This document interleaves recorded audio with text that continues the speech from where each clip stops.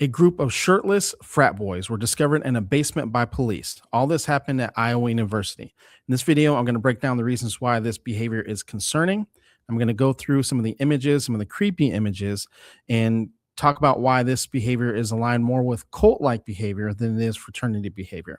If you're new here, my name is Matthew Pfeiffer. Welcome to Criminal Motives.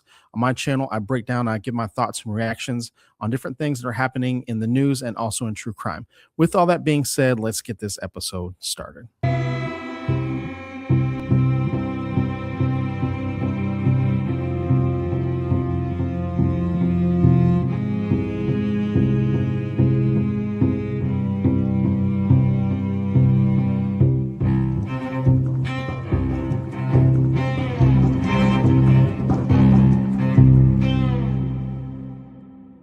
All right, before we get started, I just wanted to give everyone a trigger warning. There's going to be some disturbing images. You're also going to notice some abusive behavior. I do talk about abuse on my channel. And this is also the reason why I partnered with BetterHelp. I know that some of my videos and some of the things and topics that I talk about are very intense. And if you are considering therapy, make sure you go down into the description box down below. If you click the links for BetterHelp, you can get 15% off your first month of therapy, regardless if you are a child, regardless if you are struggling in a relationship. Make sure you utilize the links down below. And with all that being said, let's go ahead and get into today's episode. So a group of frat boys were discovered in a basement by police. And one of the things that I want to bring out is I want to really show some of the behavior, because you're going to see a lot of behavior that is going to align more along the lines of a cult than it does with like a traditional fraternity. And I think it gets very confusing with people because, you know, yes, the initiations, I mean, that happens with not only with fraternities, but with clubs, and there's all sorts of different type of initiations. But oftentimes people and groups cross the line and they get into not only with hazing, but when we talk about hazing, we're really actually talking about at the core of it, we're talking about abusive behavior, and not only abusive behavior, but oftentimes we're talking about cult-like behavior as well, where we have a handful of leaders that are executing certain things on behalf of other authoritarian figures. And then you also have a lot of groupthink behavior that goes along with that as well. So let's go ahead and get into today's video, and you'll see exactly what I'm talking about. Being a police officer on a college campus can be a very difficult job, and you probably see a lot of outrageous things, but this new body cam video is ridiculous. So we're going to go back to November 15th, 2024, just after midnight, and officers with the University of Iowa Police Department go with firefighters to the Alpha Delta Phi fraternity because there's a fire alarm call. Pretty dark in here. Yeah, it's Okay. Walk through.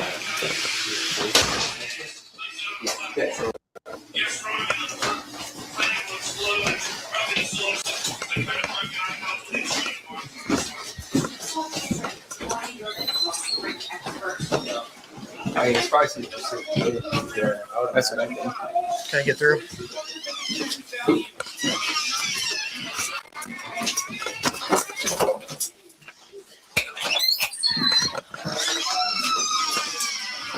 Hey guys, what's going on here?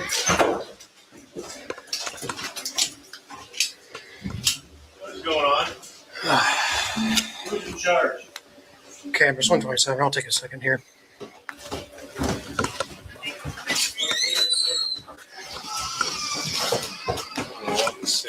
Yeah, I'll definitely need 133 here. This is the alarm here. All right, who's in charge?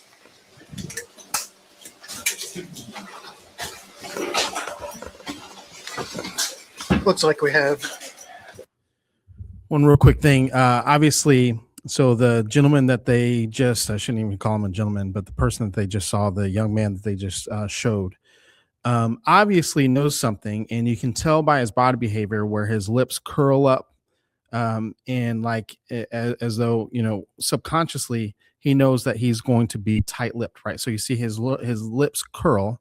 You see also his eyes start to move towards towards the stairs, right? That there's someone that is quote unquote in charge that's upstairs, but he's obviously going to, and you're going to see this theme where everyone knows who the go-to person is, the person that's in charge, and they're more than likely there. And you're going to hear them start to say, like, that the person that the dad of the house is like somewhere else.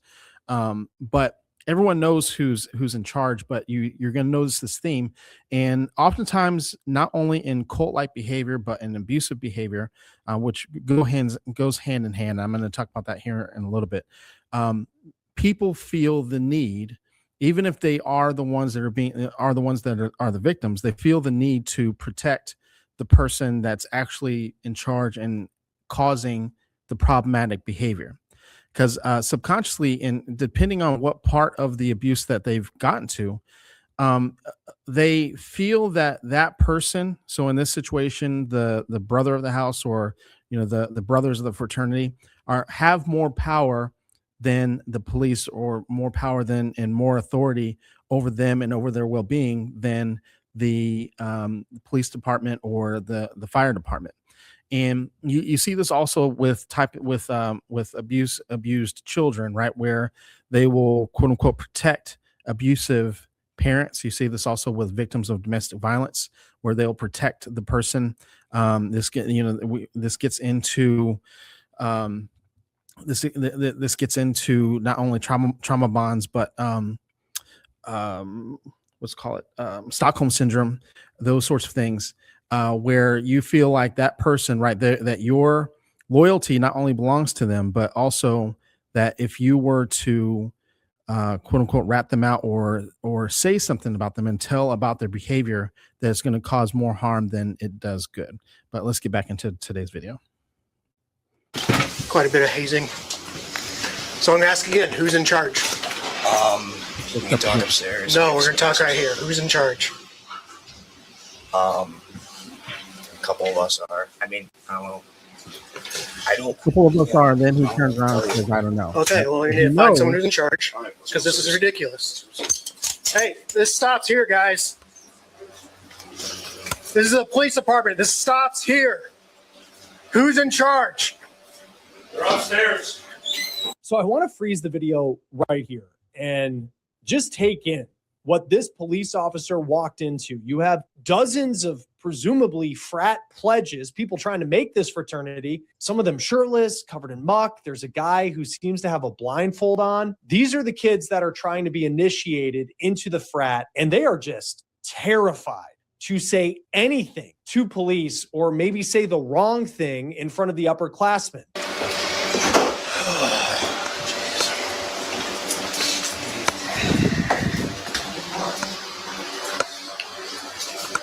How about we start cleaning this up. Everyone take their blindfolds off.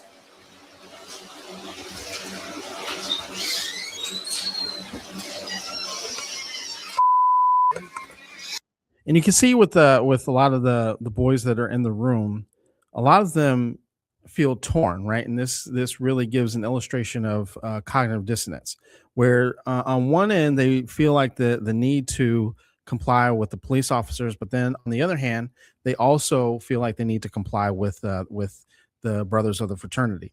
Some of them, if in the earlier clips, you can actually see them like turning. I believe there's someone that's quote unquote in charge actually in the room as well. Here in a little bit, you're actually going to see a lot of behavior, a lot of abusive body language, right, from one of the brothers, where and I'll talk about it when we get to those clips.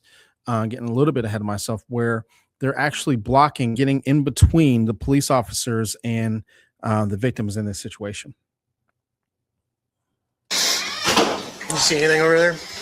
No, I mean, just one dangerous fire code violation after another. Yeah. And just ridiculous amount of beds, people sleeping in there. Yep. For sure.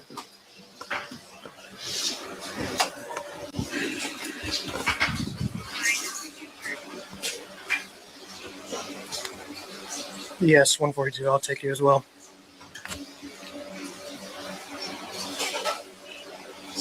Yeah.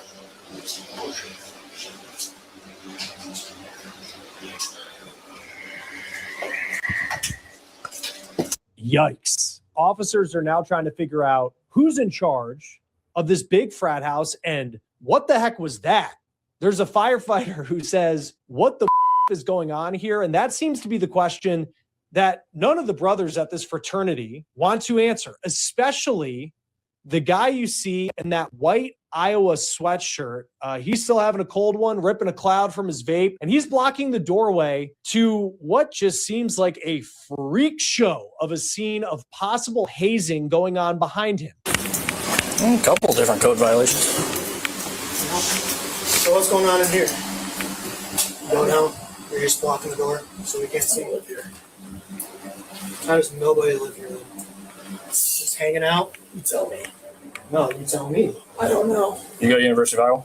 Yeah. You do? So you see this type of behavior in a lot of abuse not victims, but abusive behavior, abusive systems, and systems of domestic violence as well.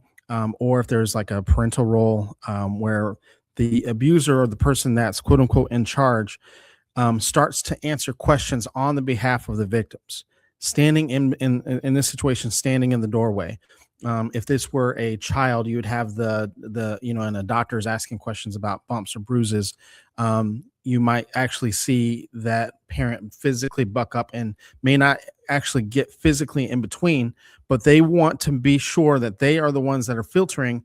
And oftentimes the person that is being victimized will stay silent because they don't want to say, just like they mentioned in the video, they don't want to say something wrong, right? They're afraid of saying something wrong, and they feel like, but they also know that there's going to be repercussions if they were to say something wrong, or if they were to tell the people in authority, or in this situation, the police officers, what were to happen, right? So yeah, of course, the police officers can take them out of the room and get them home, or get them to wherever it is that they live, but they would still need to deal with the ramifications of going to school with this fraternity. Who knows if they have classes with them, those sorts of things, right? And I think a lot of people in these type of situations, or when they look at these type of situations, think, well, yeah, on the surface it should be a peer group where, okay, yeah, I have classes with these people, and a lot of times people who don't understand these dynamics might say something like,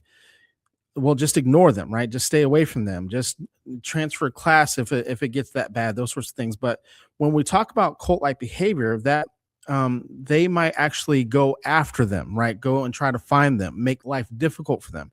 And you actually see this with churches, people who have been in cult-like churches and those sorts of things, where they consistently call them, they borderline harass them. And you don't get to this point overnight, right? Obviously there's a desire to to be a part of the fraternity, that maybe they promise them that, we have the best parties, or the best girls, the best drinks, or whatever the case is, but then once you start down that path, right, it's kind of like a trickle effect where, at first it seems like it's a lot of fun, and you're lured in, and then once you're actually in, it's very, very difficult to get out. And that's one of the elements of being in more of like a cult-like behavior. Like, okay, like now that I'm in, I don't really care for it too much, but then they make it extremely, extremely difficult to get out. I can promise you that not every single boy that is young man that's in that room wants to be in there, right? I can promise you that. And so the fact that not a single one is leaving, willing to leave, willing to speak up, right? I can make an argument that the frat brother that's staying in the doorway is not only there to filter information to the police, but also there for intimidation to the people who are pledging as well. And you're going to see some of that behavior. I'm going to call it out here in a second when I see some of that type of behavior as well. What's your major? Business. Business? What's your name? Why? Sure, what's your name is? Jose. Jose? Jose, what's your last name? Why? Who am I talking to? I want to tell you that. I don't want to tell you that. Okay. How old are you? 21. All right. Want to see my ID? Yeah, you got an ID or anything to prove?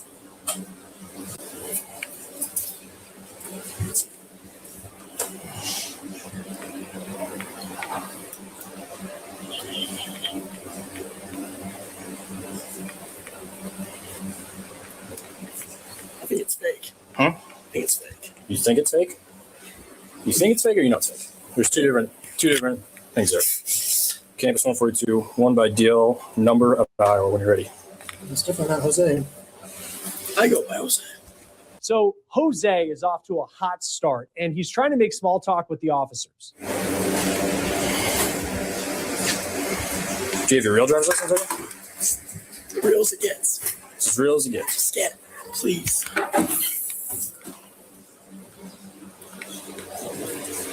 Does that room go anywhere else? Watch room. That room. Did you say negative or?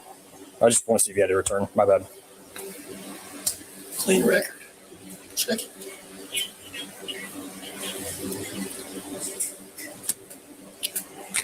Copy, thank you. Are you still over in Riverdale or are you living at the house? I go to school here. What? That's my initial address. I don't know. Are you still living there and you travel every day? Iowa City. Okay. It's real. Okay.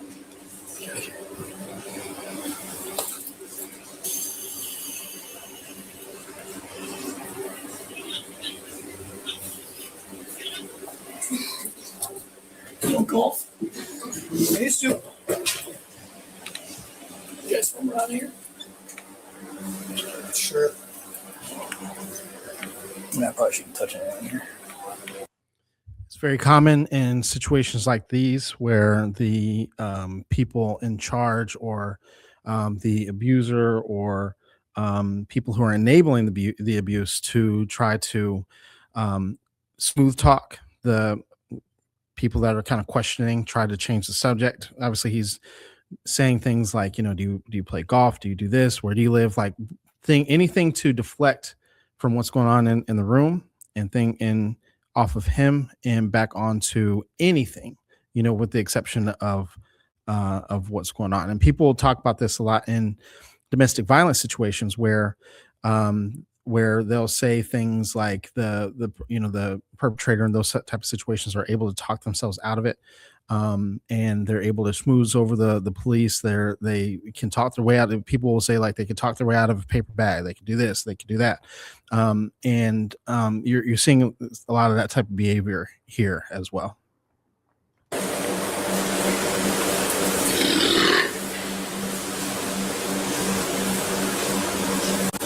Jose gives a big burp in the doorway, and the officer heads upstairs, then returns a few minutes later to go back into that room full of dudes. All right, Jose, can you step over here? What? I mean, it's all these people here. I mean, step over here. I'll step inside. Okay. So right here, where the police asked Jose, we obviously know that's not his real name, to step outside. And Jose says, no, I'm going to step inside.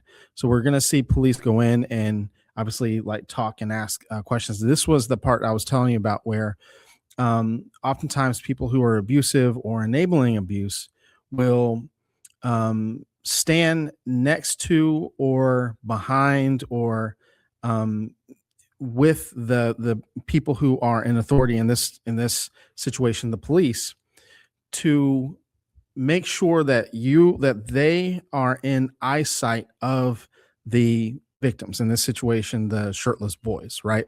So what happens is that becomes like a visual effect that, if you say something, if you snitch, if you do any of those things, right, that it's a reminder, right? And it goes, and this, we're talking about mental, right?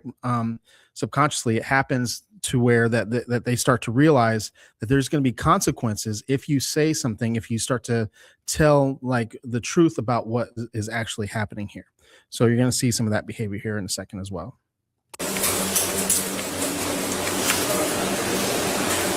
Is anyone in here that needs medical attention?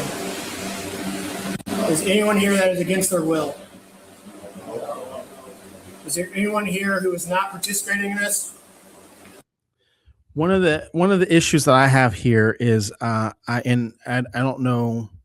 So they may not have been able to, but in a perfect world, police should have pulled Jose out of the room, out of the house, really, ideally.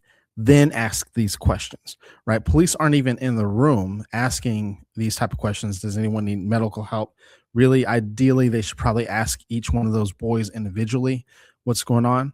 But to especially in this type of situation where we have a lot of groupthink going on, a lot of cult-like behavior. Now, the police may not completely understand this type of stuff and these type of dynamics, but because of the fear of the consequences, as a group, no one is going to be 100% honest, even though it's obvious, right? Who wants to be in a dark room with just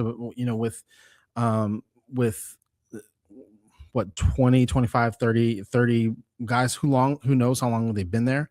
They obviously were being hazed and stuff thrown on them. And when we talk about really bad hazing incidents, and the ground's wet, like who knows who knows how long they've been in there, right? If they're throwing water on them, if they were throwing urine on them, who knows, like all the dynamics of the things that were happening.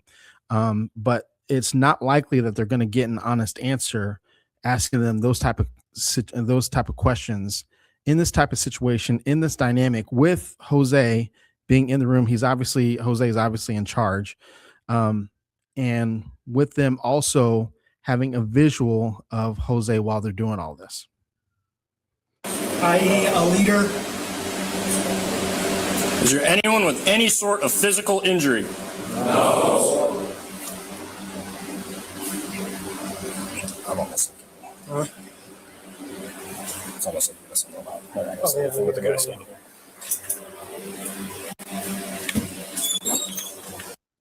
And even some of those questions, no, they may not have any physical injuries. Doesn't necessarily mean that harm isn't being done, right? Obviously, we know that there's a big difference between, shouldn't say a big difference, but we know that we understand that there's different levels of abuse and abusive type of behavior. And so, no, physical harm may not be done, right? No, they may not have any cuts or bruises, but they actually, and this is the confusing part, they might have actually gone into the room of their own volition and their own free will. That doesn't necessarily mean that it's a good idea for them to stay there. So, in my opinion, I think that the police should have, in this moment, done a better job of making basically an executive decision. Everyone get out of here, right? If you don't live in this house, everyone out, right? And obviously, we don't know the circumstances at this point of who lives there and who doesn't. But I think an executive decision, and that part, right, I don't know the law in Iowa, in the state of Iowa, or anything like that. However, I think it's well documented that police break up parties all the time and break this up, right? If someone, especially if someone is underage, if they're under the age of 21 or whatever the case is, let's get them out of there.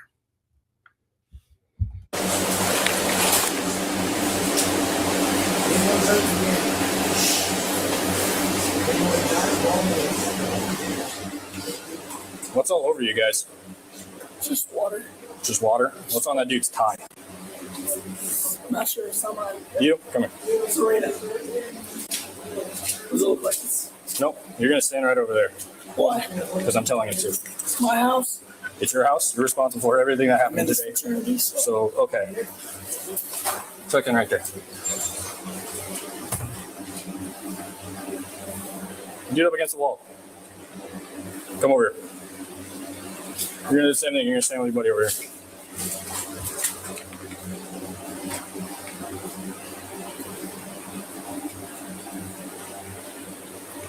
Milton, take these two, ask them questions about what's going on their arms.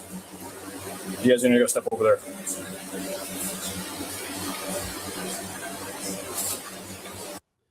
Notice the posture of Jose changed, right? He's bucked up a little bit more. He now is standing again in between the brothers that are pledging, the ones that are being hazed, right? He's obviously getting a little bit more nervous because he obviously knows everything that's happening and everything that's going on. Attempted to answer for a couple of the people. Oh, it's water. Oh, when they asked about the tie, he went to go grab the tie. And so he's obviously trying to exert not only I don't want to say dominance, but control in this scenario, in this situation, and trying to protect mainly the fraternity, right? Mainly himself and mainly whoever is also above him. And when I say fraternity, I use that very loosely because once again, I would say this is more cult-like behavior.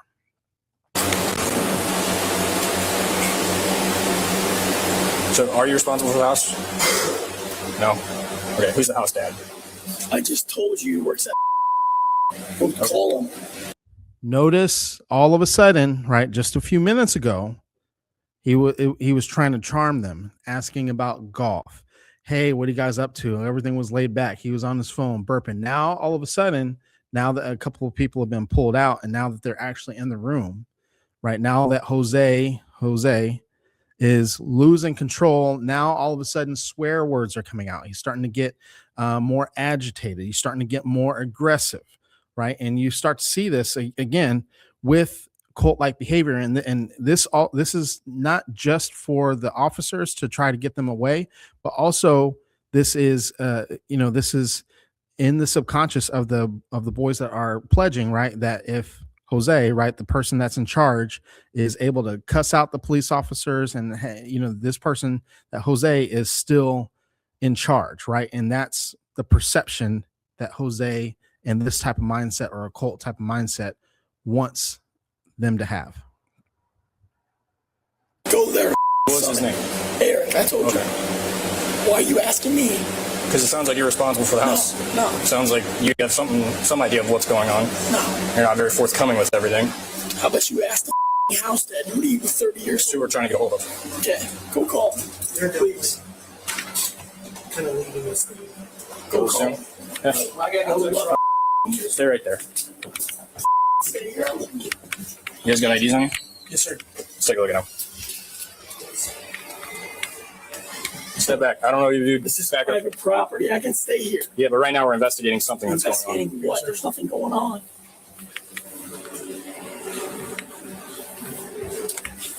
What if he came out of the room to follow? Sit right there for me.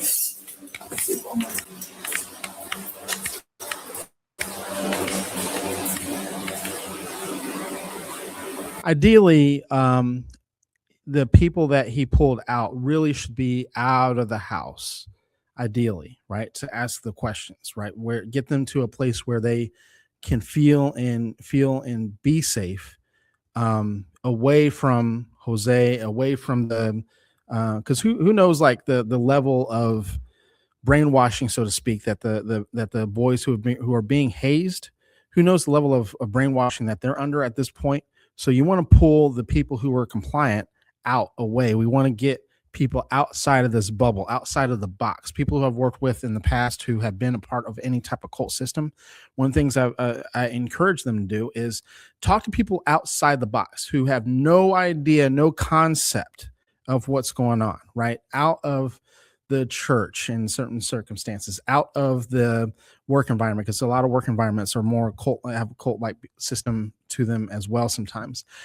Outside of the box, right? Talk to people who are outside of this bubble and have conversations in a completely different environment, right? See how you feel. And sometimes people are a little bit nervous, but internally, right? And this is where cognitive dissonance comes in, right? A part of you knows what is right, but you also feel a little bit torn because you feel a sense of loyalty also to this dynamic and to this system. And when you talk to people outside of the box, a lot of times people will kind of start to pull you out and bring you back to reality. You see this happen with a lot of people in toxic relationships when they talk to their friends or family members. When they're about to leave, they feel a sense of loyalty to the person, like, I don't want to leave, like I'm in love and this and that. And sometimes they're good to me, right? And you might even hear some of these boys say that, right? Well, we have a good time. We have a good time partying, and we, get a lot of girls and we have a lot of good drinks and we have a lot of fun. But then there's also times like this, right? And this is where a lot of times people feel very, very torn in those type of systems as well. Does anyone want to be forthcoming on what's going on? Anyone? Because you got to see it from my perspective. What the did I just watch? I wouldn't, again, in this situation, no one is going to say that I want to be forthcoming, right? With them, with anyone, no one wants to be that guy to answer that question with everyone there. If they were to be separated, though, right, you might have a different story. Walk into Celebration nobody. Celebration of what? of life. Okay, sweet. I got your guys' IDs, so just stay there. Yes, sir.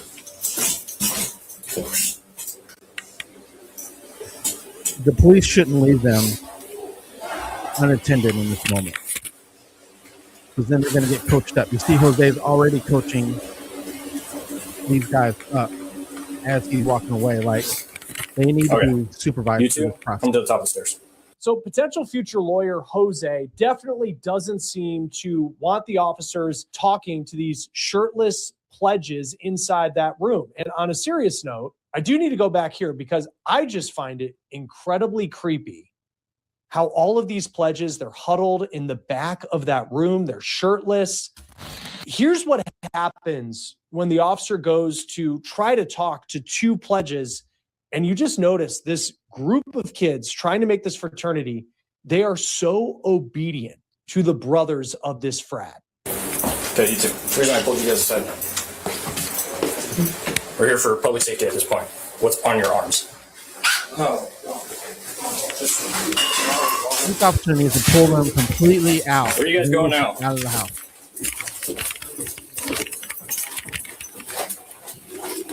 127. Can I get you back down here? What's on your neck? I don't know. I can't see. That looks like blood, is it? Shining your light. Is it blood? That's what I'm asking. I'll taste it. No. Okay. Do you see why we're here? Why we're asking questions? I don't know. You got the wrong guy.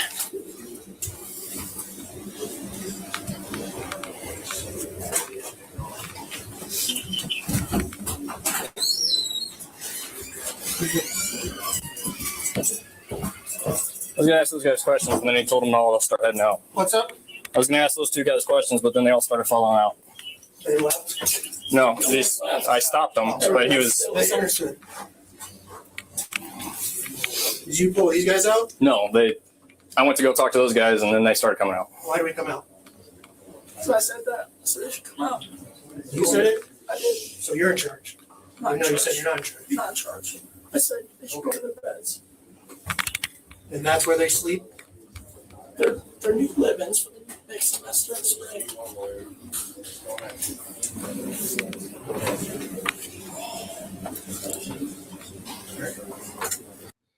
Again, you'll see this is very obvious cult behavior.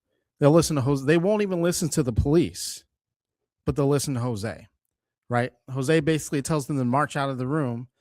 Right? You remember watching, the police were asking them questions. No one wants to be compliant or anything like that. No one wants to say anything, but Jose says something, and all of a sudden they start marching immediately, right? And so you see where their loyalty lies, and this is where it gets to the point where it's cult-like behavior, is when you would rather listen to this 21-year-old, right, than you would police, than you would the fire department, than you would basically people who have the rule of law.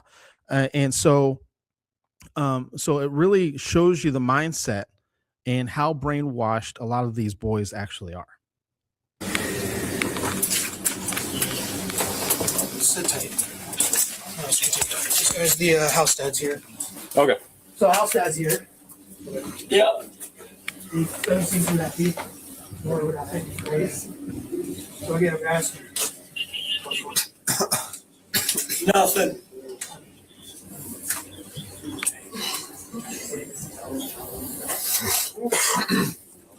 Yeah, we should be all right now. The crowd is just trying to leave. You guys have your. No one was trying to leave. We're right here, dude. We're right here. Okay. You got your two IDs. Go check them. Huh? Go check 'em. I can check them right here if I wanted to. All right, let's hear it. Okay, cool. Now, we did have to blur out the part of what Jose just said there, but just to make sure you know what he said for context, he called that officer a homophobic slur that begins with the letter F. Let's pick it up here. You got nothing. All right. You got nothing. Okay. There's no fire here. There's no nothing. Well, that's what we're here for. There's you guys put shirts off. That's it. Celebration. Goodwill. Brilliance. Can just let anyone be a cop nowadays, I guess. Sleep on that.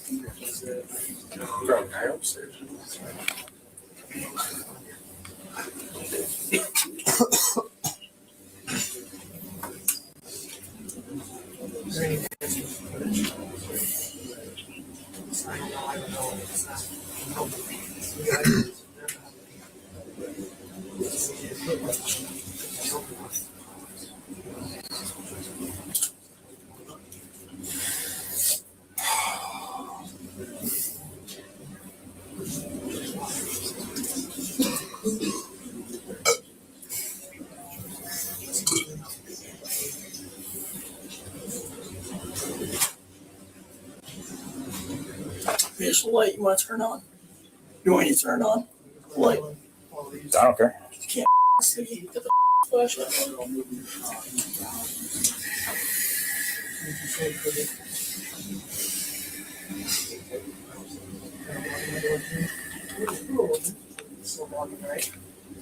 All this blocking this guy's looking at your camera.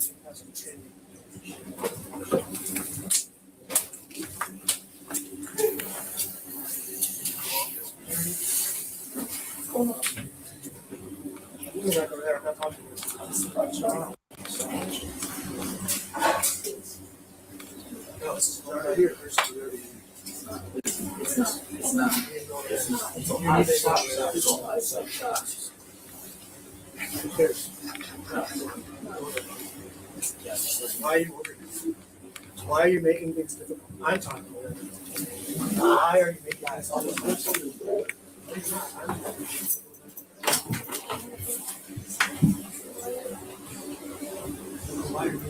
I'm not. There's no fire.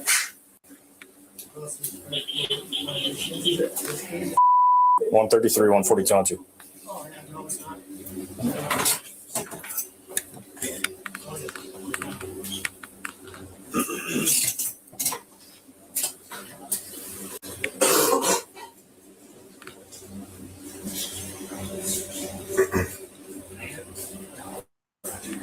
Some people might look at this, and there are a lot of people who saw this body cam video as it went viral this week, and they really cheer on a guy like Jose. One comment says that he was standing on business. Other people have said they would go to war with this guy because he is doing everything he can to protect whatever was going on in that room. But also there's a lot of people looking at this who think, if I was a parent paying tuition and you see your son as one of the pledges in that room, it's just shocking to say the least. It's also just kind of awkward, and a lot of people see this as weird. Now, upstairs, the fraternity's house dad has finally returned, and this is an adult who lives at the frat house, and he's kind of like an advisor. Who have you talked to? Anybody? I got Talked to a few people. We're just trying to get it sorted out, who's involved and who's kind of leading the thing. No one's really being forthcoming on that. Police then go downstairs and they turn on the lights. They start taking pictures in case this becomes some kind of criminal investigation. This was the room that all the pledges were in. Now, the good news is no one was hurt. Excuse us. Sorry, sir. Sorry.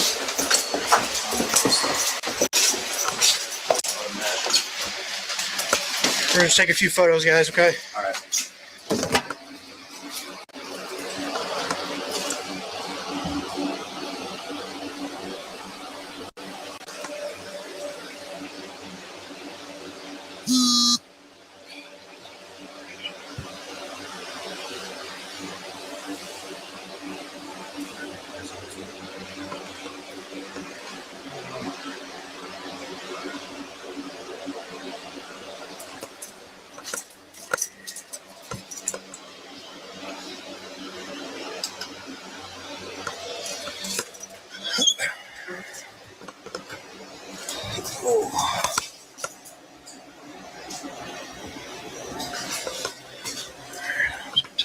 cameras in the living. Is there a light in here? Yeah, it's on the left. I see it. Thank you. You under the light? No, good now.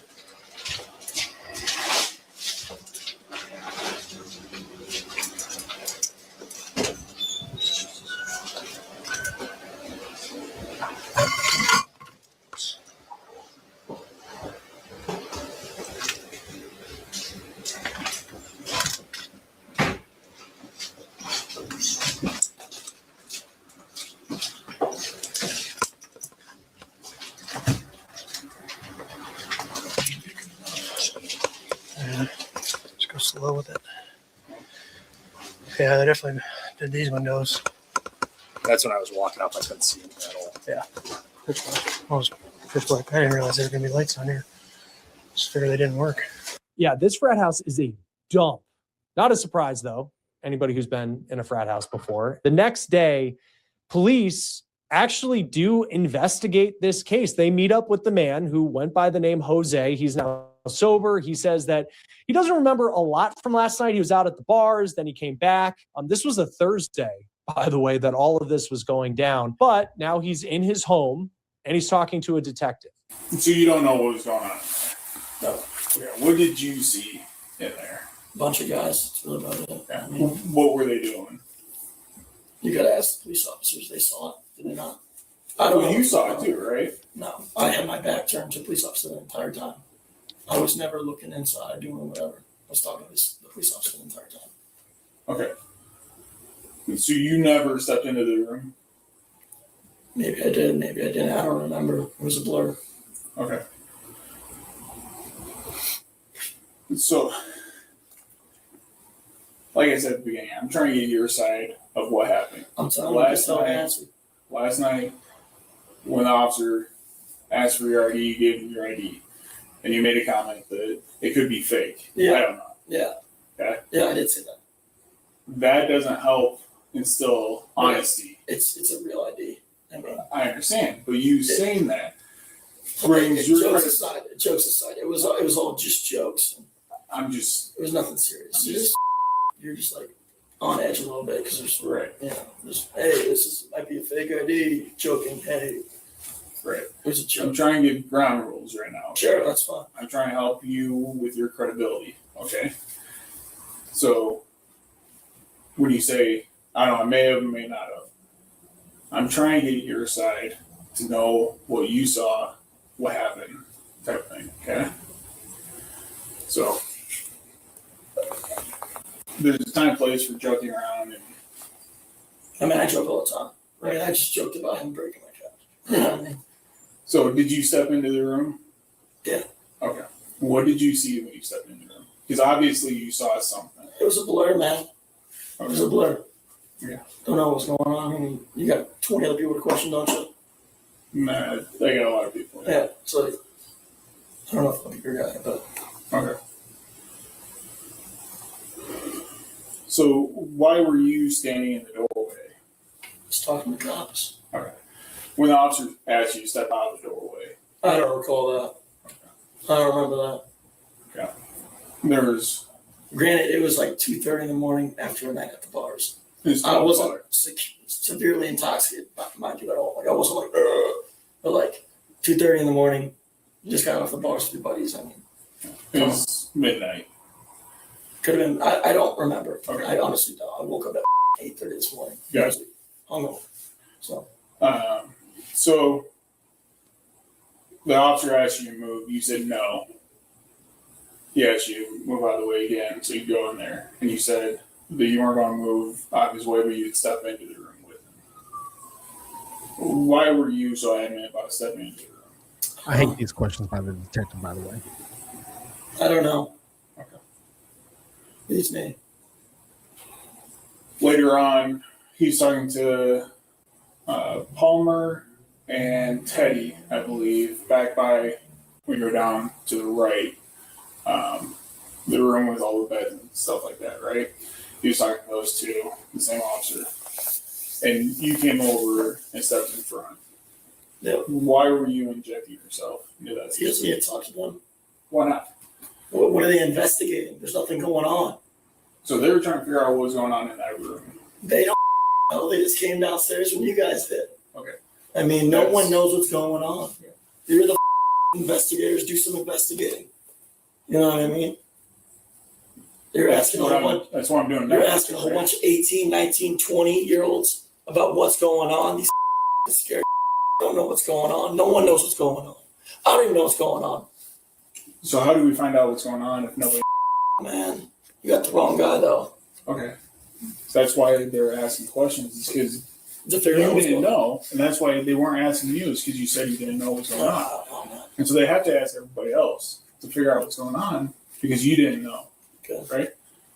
So you interjecting yourself into that conversation, what good does that? They don't need to talk to the cops. I don't even. Why want are to speak to you right now. deciding who they need to talk to I'm though? just saying, they're my buddies. They're my friends. Right. The police are doing an investigation. About what? They're trying to figure out what's going on in that What is? room. What was going on in the room? What have you heard? So they're doing an investigation. Yep. You don't dictate the investigation, right? Yeah, That's for the I police. don't have That's any- for us to I have a investigate. key. Right? Yeah, I get Right. You understand that. Yeah, So why are you dictating who the police can talk to and can't talk I'm to? just telling my buddies not to talk to them. That's it. So you're interfering with the police officers' Not at all. job. Not at all. But He you never said, "Oh, if you don't get away, you're getting arrested." He never said that once. he did tell you to step away. He I told you to sat there walk for a away. second, and then he said it again. I walked away. No, you didn't. Okay. So he asked you I to would, walk I would away. like to end this conversation right now, please. Okay. I would like to have a word here. Okay. And if there's anything actually happening, you can call me again. But it's been a pleasure. Thanks, fellas. DPS off one. Appreciate you guys coming over. So you can see that man, Jose, tells officers to leave and that he wants a lawyer. Now, hazing is a crime in the state of Iowa. It is considered a criminal misdemeanor, but no one would be charged with that. Jose's real name is Joseph Gaia. This is video of him when he was put in cuffs and arrested. He did face a charge of interfering with the officer's investigation. And according to KCRG TV, he seemed prepared to take this case to trial, but his charges were dismissed. His defense argued that the University of Iowa police officer did not face force or threats that hindered the investigation. And according to the television station, Gaia was not a University of Iowa student, and he did not live in the fraternity house. Now, as for the brothers of Alpha Delta Phi, the university investigated what we just all took in there on that body cam video, and the frat was suspended from the University of Iowa in February 2025. The earliest it can be reinstated, according to local media, is July 1st, 2029. All right, that's it for today. Thank you very much for watching. Be sure to like, share, subscribe, and hit the bell notification so you're notified each and every time I upload a new video. That being said, I will see you in the next episode. You guys have a good one.